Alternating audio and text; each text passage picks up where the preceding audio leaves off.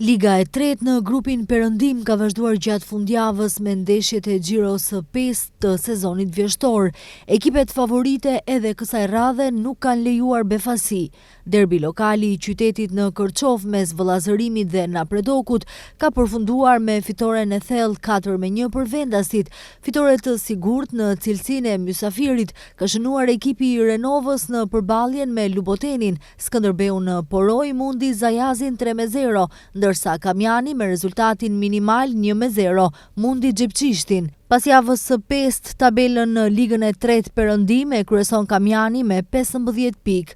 Rezultatet e Xhiros së 5 janë: Dobroshti Vardari Bërvenic 1-4, Vëllazërimi Napredoku 4-1, Skënderbeu Zajazi 3-0, Kamjani Xhepçishti 1-0, Luboteni Renova 1-3, Drita Reqica 3-1.